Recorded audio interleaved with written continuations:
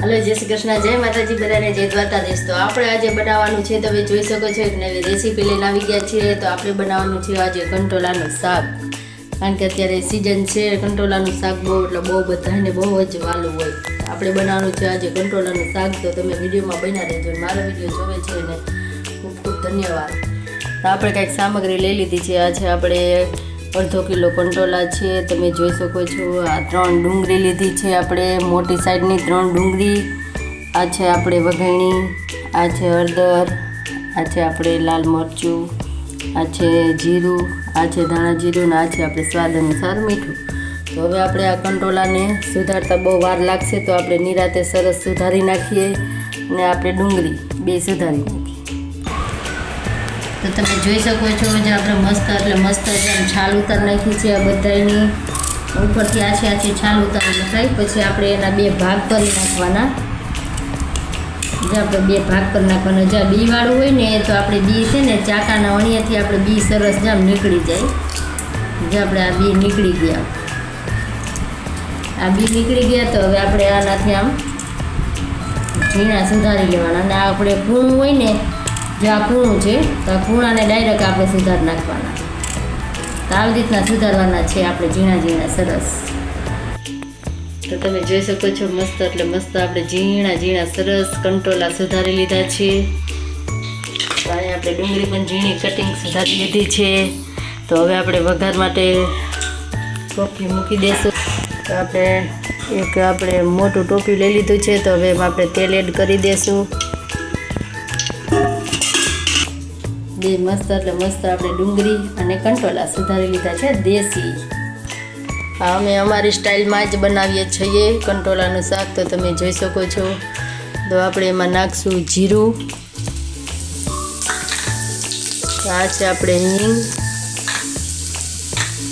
તો હવે આપણે ડુંગળીનો વઘાર કરવાનો છે। કંટોલાના શાકમાં હંમેશા ડુંગળી હોય ને તો જ મસ્ત તમને ભાવે।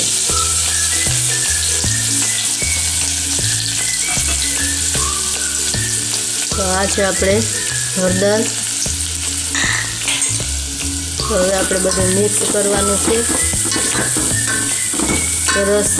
સેજ ડુંગળીને ચડવા દેવાની છે, ચડી જાય પછી જ આપણે આમાં કંટોલાને એડ કરવાનું છે। તો હવે આપણે સેજ મિક્સ થઈ ગયું છે તેલમાં। તો હવે આપણે એક થાળી ઢાંકી દઈશું।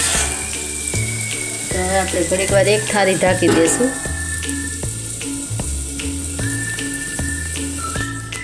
તો આપણે લસણવાળી ચટણી પણ બનાવવાની છે, તો થોડુંક લસણ ફોલી લઈએ। તો તમે જોઈ શકો છો મસ્ત આપણી ડુંગળી સરસ ચડી ગઈ છે। આપણે દેશી ટોપિયામાં બનાવીએ એવો કંટોલાનું શાક દેશી સ્ટાઇલમાં। તો હવે આપણે આ કંટોલા આપણે સરસ સુધાર્યા હતા, તો હવે આપણે એડ કરી દઈએ બધા। તો હવે આને પણ આપણે મિક્સ કરી લઈએ સરસ ડુંગળી અરે મિક્સ થઈ જાય।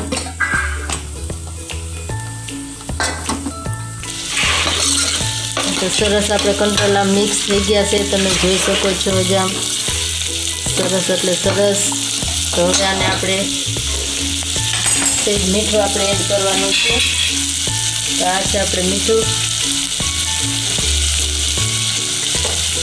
પણ એડ કરી દઈએ।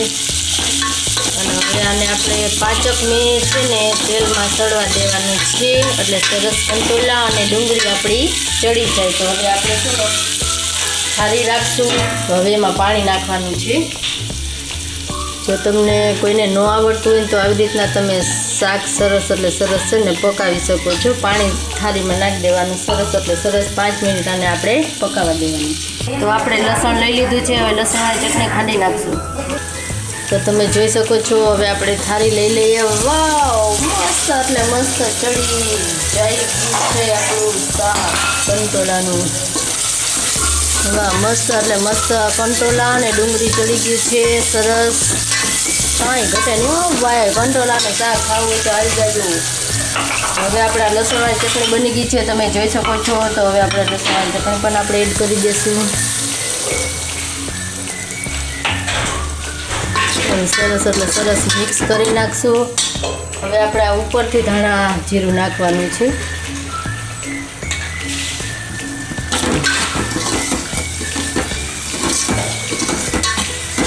સરસ આપણે ચટણી મિક્સ થઈ જાય લસણવાળી. તો હવે આને આપણે સહેજ પાણી નાખશું ચડવા માટે અને પાછી થાળી ઢાંકી દઈશું. હવે પાણી નથી મૂકવાની, થાળી ઢાંકવાની છે, પાણી નથી નાખવાનું. 2 મિનિટ આપણે ચડવા દે એટલે આપણું શાક થઈ ગયું બનીને કમ્પ્લીટ. તો મિત્રો તમે જોઈ શકો છો, વાવ મસ્ત બનીને કમ્પ્લીટ થઈ ગયું છે આપણું કંટોળાનું શાક. વાવ સરસ એટલે સરસ મસ્ત બની ગયું છે. આમાં રસો ઓછો હોય તો હવે આપણે છે ને ગેસ બંધ કરી દઈશું અને હવે આપણે એક પ્લેટ લઈ લઈશું અને હવે આપણે એમાં સર્વ કરી દઈશું. તો તમે જોઈ શકો છો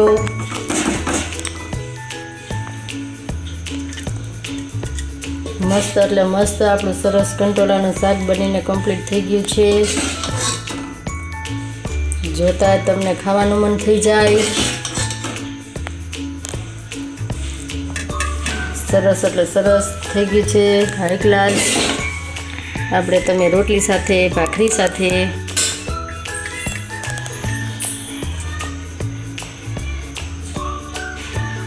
તો આ તો આપણું કંટોળાનું શાક. એમાં આપણે ડુંગળી પણ એડ કરી છે. તો આ તો આપણું કંટોળાનું શાક તમને કેવું લાગ્યું? અમે આવી રીતના બનાવીએ, આપણી સ્ટાઇલથી હતું શાક બનાવવાનું. તમે કેવી રીતના બનાવો ને આ આપણે ભાખરી સાથે, રોટલી સાથે ખાવાની બહુ એટલે બહુ મજા આવે. અને અત્યારે સિઝન છે એટલે જરૂર ને જરૂર કંટોળાનું શાક બધાય બનાવજો. તો આ તમારો કંટોળાના શાકનો વિડીયો તમને કેવો લાગ્યો? તો આવો નવો સપોર્ટ કરતા રહેજો. નેક્સ્ટ વિડીયોમાં તમને મળતી રહીશ. તો બધાને જય માતાજી, જય દ્વારકાધીશ, હર હર મહાદેવ.